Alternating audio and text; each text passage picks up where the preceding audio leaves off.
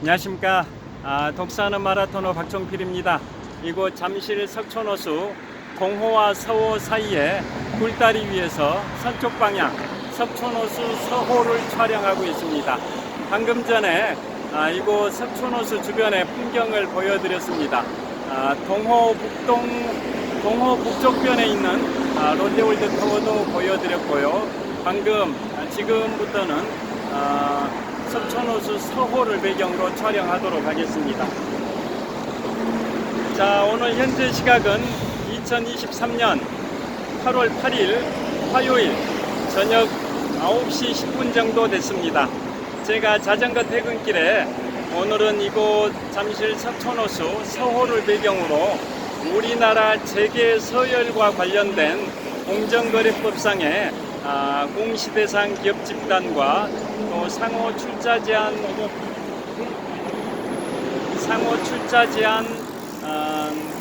기업 집단 등의 개념에 관하여 말씀드리도록 하겠습니다. 자, 오늘 자전거 퇴근길에 한강 자전거길을 달렸는데요. 정말 후텁지근한 것 같습니다. 저녁인데도 굉장히 푹푹 찝니다. 열대야라는 개념이 야간의 최저 기온이 25도 이상일 경우를 열대야라고 하는데요. 그 중에서도 야간에 최저 기온이 30도 이상이면 초열대야라고 하는데요. 오늘 밤에는 초열대야가 될 수도 있을 것 같은 느낌이 들 정도로 한강 자전거길을 달리는데 정말 후텁지근했습니다. 해가 진 다음 저녁인데도 그랬었습니다. 그런데 현재 시각 2023년 8월 8일 화요일 저녁 9시 10분에 잠실 석촌호수 동호와 서호를 연결하는 굴다리 위에 서 있는 현재 시점에는 이 굴다리 위라서 그런지 바람이 약간 불고 있어서 한강 자전거길을 달릴 때보다는 덜 후텁지근한 것 같습니다. 자, 지금부터 우리나라 재계 서열과 관련된 공정거래법상의 공시대상 기업 집단과 상호 출자 제한 기업 집단 등의 개념에 관하여 말씀드리겠습니다. 먼저 퀴즈를 내드리도록 하겠습니다. 우리나라 재계 서열이 어떻게 될 것 같습니까? 재계 서열. 올해 상반기에 공정거래위원회에서 공정거래법에 의거해서 발표한 우리나라 재계 서열을 말씀을 드리면 1위가 삼성그룹, 2위가 SK그룹, 3위가 현대차그룹, 4위가 LG그룹, 5위가 포스코그룹, 6위가 롯데그룹, 7위가 한화그룹, 8위가 GS그룹, 9위가 HD현대 즉 현대중공업그룹, 10위가 농협, 11위가 신세계 이런 순인데요. 그게 바로 공정거래법에 따라 공정거래위원회가 올해 상반기에 발표한 우리나라 재계 서열인데요. 자, 공정거래위원회에서는 이제 더 구체적으로 발표를 했습니다. 먼저 공시대상 기업집단이라는 개념이 있고요. 두 번째가 상호 출자 제한 기업집단이라는 개념이 있습니다. 먼저 공시대상 기업집단은 계열회사 총자산 합계가 5조 원이 넘어가면 공시대상 기업집단이 되고요. 또 그 중에서 계열사 총자산 합계가 10조 원이 넘으면 상호 출자 제한 기업집단에 해당이 됩니다. 현재 기준은 올해까지는 그렇습니다. 올해.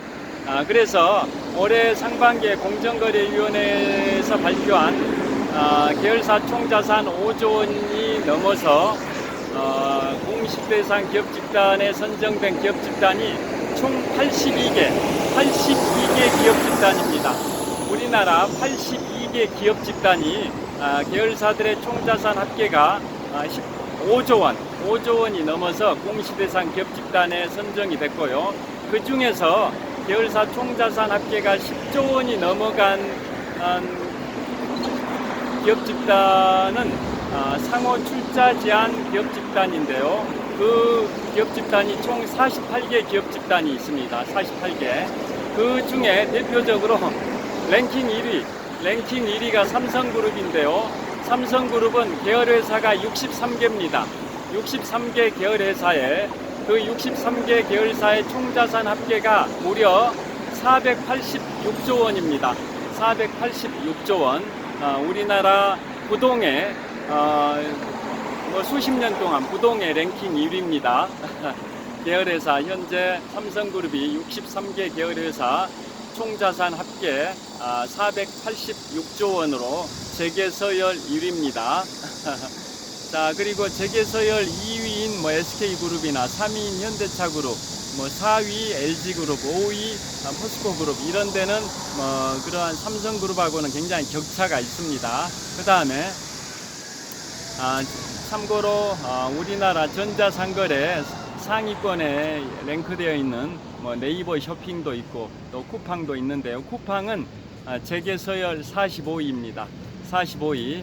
자, 그래서 쿠팡은 계열회사가 11개 계열회사고 11개 계열회사 총자산 합계가 11조 원입니다. 그래서 쿠팡도 우리나라 계열사 총자산 합계 10조 원이 넘어가지고 상호 출자 제한 기업 집단에 선정된 기업 집단이 48개 기업 집단이 있다고 말씀드렸는데요. 그 중에 쿠팡이 45위입니다.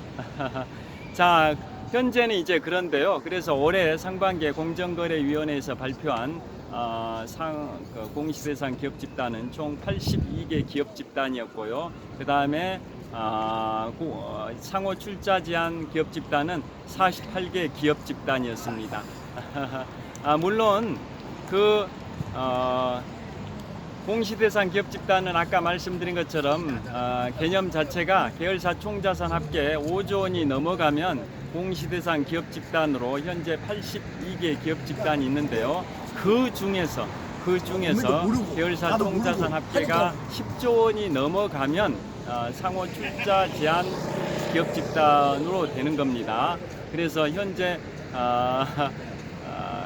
공시대상 기업 집단 82개 기업 집단이 있고 그 중에 상위 1위부터 48위까지 즉 48개 기업 집단은 계열사 총자산 합계가 10조 원이 넘으니까 상호 출자 제한 기업 집단이 되어 있습니다.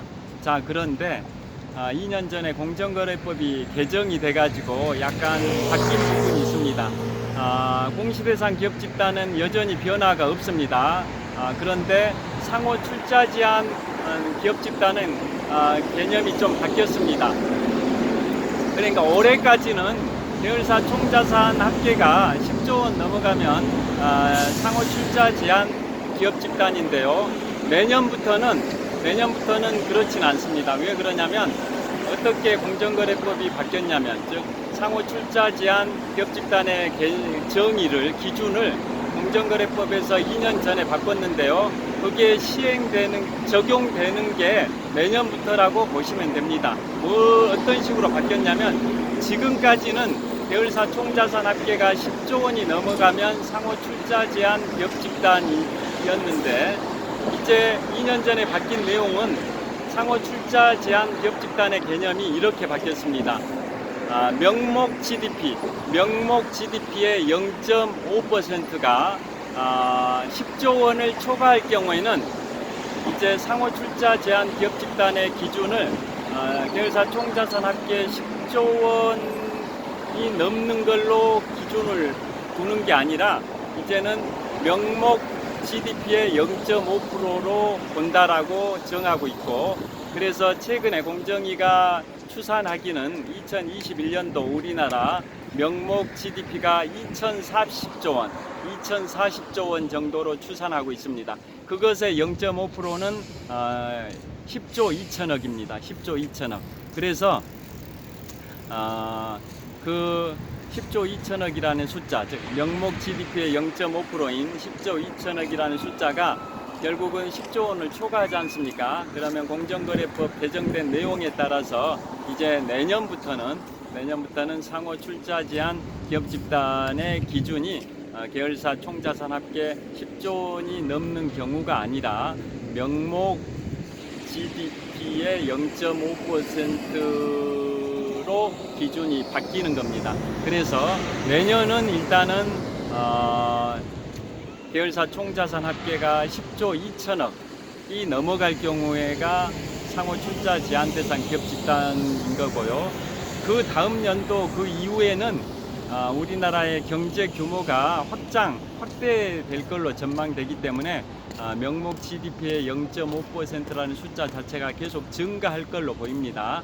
그러면은 당연히 그 명목 GDP의 0.5%가 10조 원을 초과 상태가 유지될 걸로 보이고, 그래서 앞으로는 이제 내년부터는 명목 GDP의 0.5%, 그게 바로 상호 출자 제한 대상 기업 집단의 기준선이 됩니다.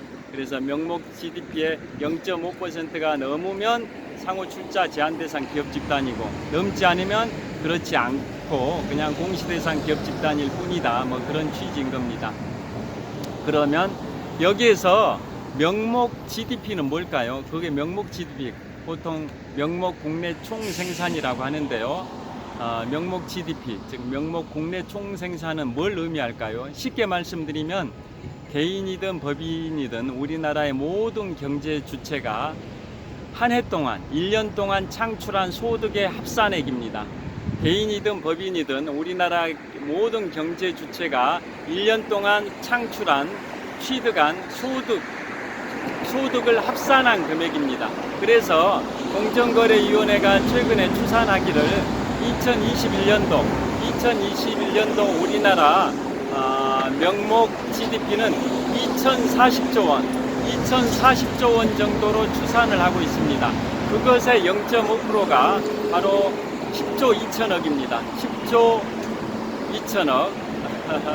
그래서 내년부터는 상호 출자 제한 기업 집단이 그 명목 GDP의 0.5%를 넘으면 상호 출자 제한 대상 기업 집단으로 보고, 일단 2024년인 내년에는 10조 2천억이 넘으면 상호 출자 제한 대상 기업 집단이고요.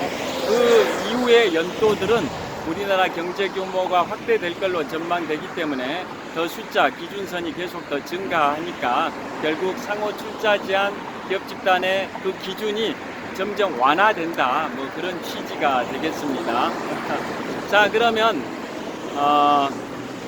아까 말씀드렸던 계열사 총자산 합계 5조 원이 넘을 경우에 공시대상 기업 집단이라고 말씀드렸는데, 우리나라 현재 82개 기업 집단이 있는데요. 그럼 공시대상 기업 집단은 어떤 액션을 취해야 되냐, 의무라는 게 있지 않습니까? 그건 뭐냐, 일정 기준 이상의 이벤트가 발생이 되면, 예를 들어서 회사에서 계열사의 횡령사고가 발생이 됐다, 또 큰 소송이 발생됐다, 일정 금액 이상의 이벤트, 경제 이벤트, 사건이 발생이 되면 만천하에 공시를 해라, 공개해라.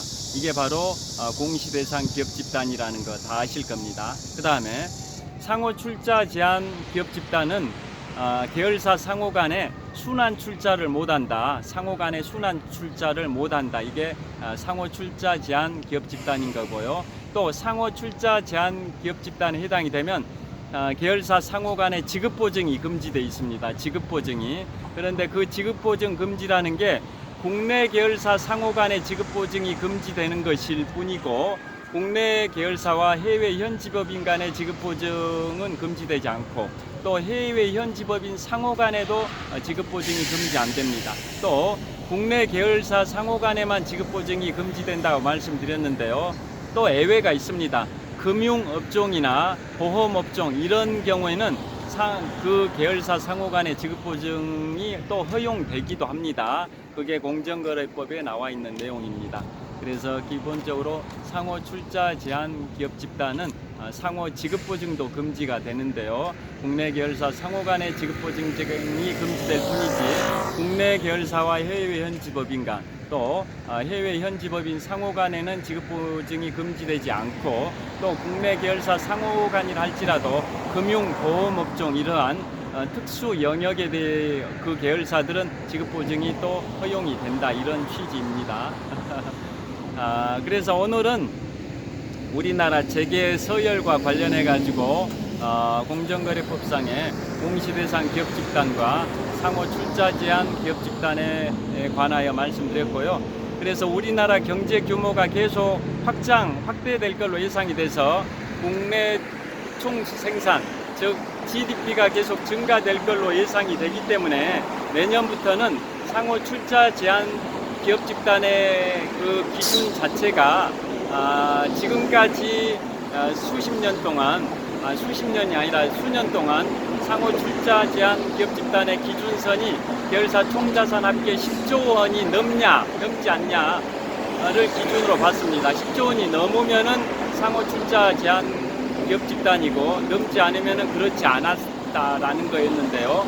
그런데 내년부터는 이제 GDP의 0.5%가 10조 원을 초과할 걸로 봐서 그 상호 출자 제한 기업 집단의 기준 자체가 이제 GDP의 0.5가 되다 보니까 일단 내년에는 GDP가 2021년도 GDP가 2040조 원 정도로 추산이 되기 때문에 그것의 0.5%면 10조 2천억입니다. 10조 2천억 원. 그래서 내년은 일단 상호 출자 제한 기업 집단의 기준선이 계열사 총자산 합계 10조 2천억이 넘으면 상호 출자 제한 기업 집단이고 넘지 않으면 그렇지 않다라는 거고, 그 이후 연도들은 경제 규모가 확대됨에 따라서 그 기준 자체가 더 금액이 늘어나니까 결국 상호 출자 제한 기업 집단의 기준이 완화될 거다. 앞으로 점진적으로 완화될 거다라고 보고 있습니다. 그래서 오늘은 마지막으로 우리나라 재계 서열을 다시 한번 말씀드리는데요. 1위 삼성그룹, 2위 SK그룹, 3위 현대차그룹, 4위 LG그룹, 5위 포스코그룹, 6위 롯데그룹, 7위 한화그룹, 8위 GS그룹, 9위 HD현대, 즉 현대중공업그룹, 10위 농협협동조합, 농협이 좀 이례적으로 10위입니다. 농협이 10위, 그리고 11위가 신세계, 이런 순인데요. 그 중에 랭킹 1위 삼성그룹이 계열회사가 63개 계열회사에 63개 계열회사 총자산 합계가 486조 원입니다. 486조 원. 그리고 아까 말씀드린 것처럼 참고로 전자상거래 탑클래스인 쿠팡은 재계 서열 45위인데요. 계열회사 11개 계열사 총자산 합계는 11조 원 정도 됩니다. 자, 오늘은 올해 상반기에 공정거래위원회에서 공정거래법에 따라서 발표한 우리나라 재계 서열과 관련해 가지고 공시대상 기업 집단과 상호 출자 제한 기업 집단에 관하여 말씀을 드렸습니다. 현재 시각은 2023년 8월 8일 화요일 저녁 9시 30분 정도 됐을 것 같습니다. 자, 열대야 폭염이 계속되고 있는데요. 혹서기 건강관리에 각별히 유의하시길 빌겠습니다. 시청해 주셔서 감사합니다. 화이팅! 자, 지금까지 잠실 석촌호수 서호를 배경으로 촬영했습니다. 자, 서호 조깅로에 산책하는 분들, 달리기 하는 분들이 꽤 많이 보입니다. 그 다음에 서호에 한복판에 있는 롯데월드의 야외 놀이 시설인 롯데월드 어드벤처가 불야성을 이루고 있고요. 그 너머로 레이크 팰리스 아파트가 있습니다. 지금부터 15년쯤 전 잠실 주공 4단지 아파트가 재건축 입주 완료한 레이크 팰리스 아파트 방향이고요. 그 다음에 북서쪽 방향 전방 한 400m 지점에 불이 꺼져 있는 건물이 롯데월드의 실내 놀이 시설인 롯데월드 어드벤처 건물이고요. 그 너머로 약 50층 정도 되는 갤러리 아파트가 보입니다. 자, 그 다음에 이번에는 석촌호수 동호와 서호를 연결하는 굴다리 위에서 북쪽 방향을 촬영하고 있습니다. 송파대로가 쭉 뻗어 있는데요. 북쪽 방향 전방 500m 지점에 잠실역이 있고 전방 1km 정도 지점에 잠실 대교 남단이 있습니다. 그 다음에 이번에는 이제 롯데월드 타워를 촬영하고 있습니다. 롯데월드 타워는 석촌호수 동호 북쪽변에 있습니다. 석촌호수 동호 북쪽변에 있는 롯데월드 타워입니다. 123층 555m 높이 기준 세계 5위 규모 OECD 국가 38개 회원국 중에서는 가장 높은 빌딩 롯데월드 타워가 잠실 석촌호수 동호 북쪽변에 우뚝 솟아 있습니다. 자, 이번에는 동쪽 동호 방향을 촬영하고 있습니다. 이 송파대로가 지금 촬영하고 있는 석촌호수 동호와 또 반대로 이 서호를 연결하는 이 굴다리 위로, 굴다리 길이가 한 40m 되는데요. 굴다리 위로 송파대로가 쭉 뻗어 있습니다. 자, 지금 북쪽 방향 잠실역 전방 500m 지점 잠실역에서 송파대로가 시작을 해서 이 남쪽 방향으로 약 8km 내려가면 경기도 성남시와 서울시 송파구의 접경지대에 지하철 8호선 복정역이 있습니다. 그래서 지금 북쪽 방향의 전방 500m 지점에 있는 잠실역에서 송파대로가 시작을 해서 쭉 반대 방향 남쪽으로 8km 정도 내려가면 지하철 8호선 복정역, 그곳이 서울시 송파구와 경기도 성남시의 경계에 있는데요. 그 복정역까지 약 8km 정도에 걸친 대로가 송파대로입니다. 왕복 10차선 대로고요.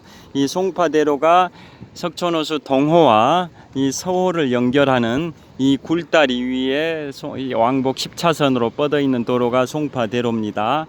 자, 이 송파대로 건너편 동쪽 방향인데요. 동호의 북쪽변에 롯데월드타워가 우뚝 솟아 있습니다. 자, 밝은 데서 롯데월드타워를 한번 촬영하겠습니다. 자, 제가 지금 잠실 석촌호수 동호와 서호를 연결하는 굴다리 위에서 롯데월드타워를 촬영하고 있습니다. 123층 555m 높이 기준 세계 5위 규모 OECD 국가 38개 회원국 중에서는 가장 높은 빌딩 롯데월드타워를 촬영을 하고 있습니다. 롯데월드타워는 석촌호수 동호 북쪽변에 있습니다.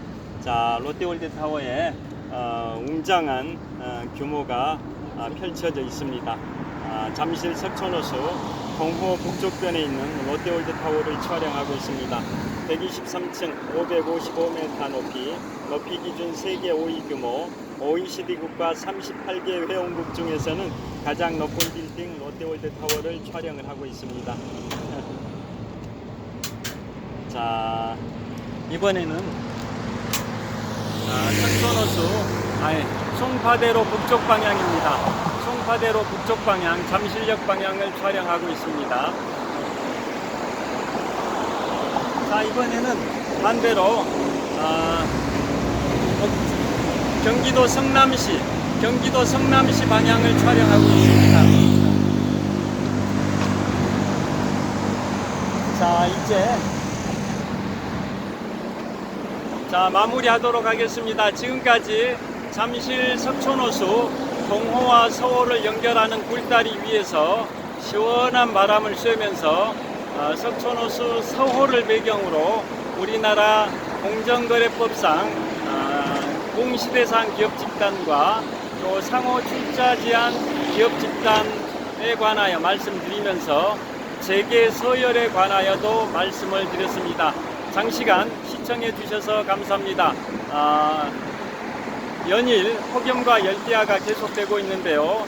혹서기 폭염 시즌 건강관리에 각별히 유의하시길 빌겠습니다. 시청해 주셔서 감사합니다. 화이팅!